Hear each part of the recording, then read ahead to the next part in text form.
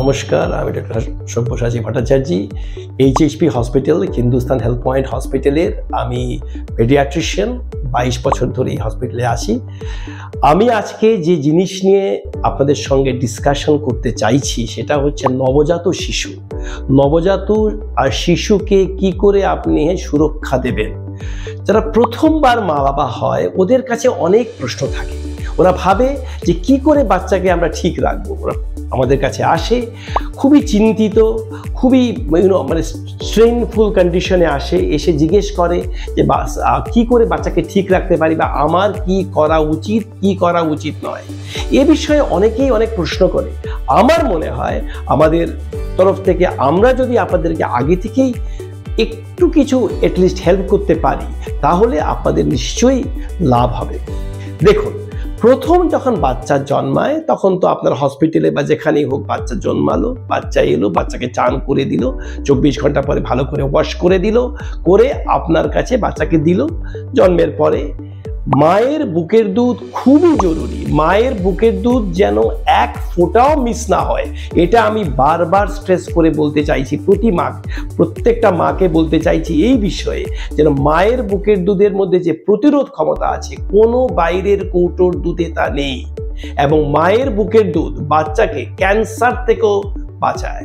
এই জিনিসটা প্রত্যেকটা মা যেন বোঝেন এবং ওরা যেন ওদের সবচেয়ে ভালো এবং বেস্ট চেষ্টা করেন যেন বাচ্চাকে ওরা ওদের নিজের দুধ দিতে পারে। এর জন্য কি করতে হবে? এর জন্য বাচ্চাকে প্রতিবার মায়ের ব্রেস্টে লাগাতে হবে। মাকে চেষ্টা করতে হবে, দেখতে হবে বাচ্চা ভালো করে ল্যাচিং করছে কিনা, মানে মায়ের যে নিপলটা বাচ্চা ভালো করে ধরতে পারছে কিনা। একটা বাসে যখন আমরা যাই, যদি প্রচন্ড ভিড় থাকে বাসে, তখন আমরা হাত ধরে ঝুলে থাকার চেষ্টা করি। তো বাচ্চাটা সত্যিই কি ঝুলতে পারছে সেই ব্রেস্ট ধরে, সেটা আমাদের জানতে হবে। দেখতে হবে যে বাচ্চা গ্রিপ পাচ্ছে কিনা। অনেক সময় কি হয়, মায়ের যে নিপল থাকে ওটা আইদার ফ্ল্যাট থাকে বা মোটা থাকে, বাচ্চা ধরতে পারে না। কিন্তু এটা কোনো বড় সমস্যাই নয়। এটাতে যদি আপনি ভালো করে প্র্যাকটিস করান বাচ্চাকে, বাচ্চা আপনি আপ ধরে নেবে এবং আস্তে আস্তে কি হবে, মায়ের দুধটা আস্তে আস্তে বাড়বে। কারণ আমরা জানি একটা রিফ্লেক্স হয়, যখন মায়ের নিপলকে সাকল করে তখন সেখান থেকে একটা রিফ্লেক্স ব্রেইনে যায় এবং সেই ব্রেইন থেকে একটা রিফ্লেক্স যে ব্রেস্টে যে আমাদের মানে ব্রেস্টের মিল্কটা সিক্রিশন হয়। কাজে এটা যদি বন্ধ হয়ে যায় মায়ের দুধ কিন্তু বন্ধ হয়ে যাবে। 1 নম্বর। 2 নম্বর হচ্ছে বাচ্চাকে বাড়ি নিয়ে যাওয়ার পর আপনাকে দেখতে হবে যে বাচ্চা মোটামুটি এভারেজ 4 ঘন্টা অন্তর পেচ্ছাপ করছে কিনা। যদি মনে হয় যে বাচ্চা পেচ্ছাপ কম করছে তখন কিন্তু মায়ের দুধের সঙ্গে একটু বাইরের দুধ আপনি চেষ্টা করতে পারেন। কারণ ম্যাক্সিমাম সময় মাদের কি হয়, বাচ্চাদের কি হয়, ওই না খাওয়ানোর জন্য বাচ্চাদের কিন্তু আবার রিঅ্যাডমিশন হচ্ছে জন্ডিসের জন্য।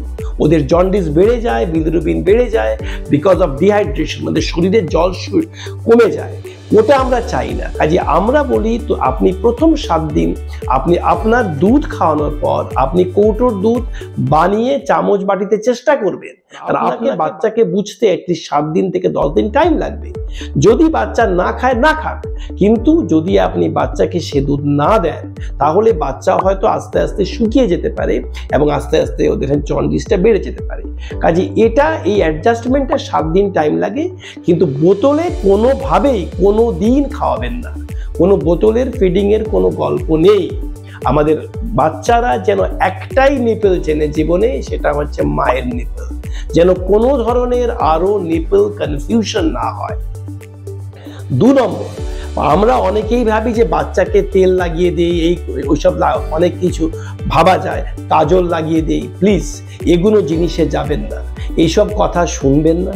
বাচ্চাকে প্রপার একটা ওয়াশ দেবেন, ভালো করে সাফ করে দেবেন, সাবান মাঝে মধ্যে ইউজ করতে পারেন, shampoo off and on use করতে পারেন পরিষ্কার রাখার জন্য। সবচেয়ে বড় জিনিস বাচ্চাকে বড় করার জন্য 3টে জিনিস। 1 নম্বর হচ্ছে পরিষ্কার পরিচ্ছন্নতা, 2 নম্বর হচ্ছে মায়ের দুধ, আর 3 নম্বর হচ্ছে কমন সেন্স, যেটা আমরা সবচেয়ে কম কাজে লাগাই। আমরা বাচ্চাকে র্যাপ করে রেখে দিই, গরমের মধ্যে আমরা গরমে ফ্যান চালিয়ে দিচ্ছি, বাচ্চাকে আমরা ভালো করে মুড়ে ব্ল্যাঙ্কেটে রেখে দিচ্ছি। বেচারা বাচ্চা কথাও বলতে পারছে না, শ্বাসও নিতে পারছে না, ঘেমে যাচ্ছে ভিতরে, তাতে আরও জল শুকিয়ে যাচ্ছে। এই জিনিস করবেন না। আপনিও মানুষ, বাচ্চাও মানুষ, কাজে আপনার গরম লাগলে বাচ্চারও লাগছে। এই কথাটা মাথায় রেখে আপনি আগে যাবেন। বাচ্চাকে বাইরের লোকের কোলে দেবেন না, বাচ্চার বিছানায় কেউ বসবে না স্ট্রিক্টলি। বাচ্চার ঘরে গুড নাইট, অল আউট এইসব জিনিস, মসকিউটো রিপেলেন্ট জ্বালাবেন না, ধূপকাঠি জ্বালাবেন না। এতে বাচ্চার নাক দিয়ে সেই সব গ্যাস গিয়ে পড়ে, অনেক ধরনের শ্বাসকষ্ট হতে পারে, কাশি হতে পারে। 4 নম্বর হচ্ছে যেটা সবচেয়ে ইম্পর্টেন্ট, যেটা আমি মনে করি, নাভিটাকে প্রতিদিন আপনি পরিষ্কার করবেন। এতে কিছু লাগানোর দরকার নেই। যদি মনে হয় একটু পুজ টাইপের হচ্ছে, তাহলে একটু আপনি স্পিরিট দিয়ে, ডক্টর স্পিরিট পাওয়া যায়, একটু মুছে নেবেন। এতে কোনো ক্রিম বা টি ব্যাগ বা কোনো ধরনের অয়েন্টমেন্ট লাগানোর দরকার নেই।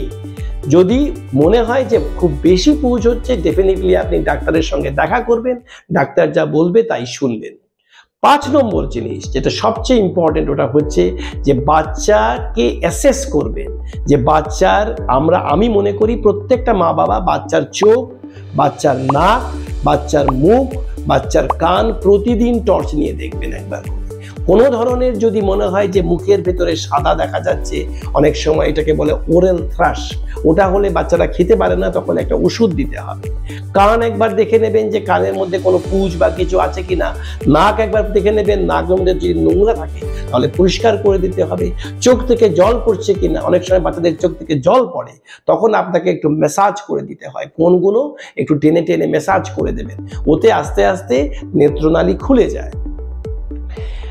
6 নম্বর জিনিস যেটা সবচেয়ে আরেকটা জিনিস যেটা খুব আমি বলতে চাই, যে বেশি লোকের ওখানে আনাগোনা করবেন।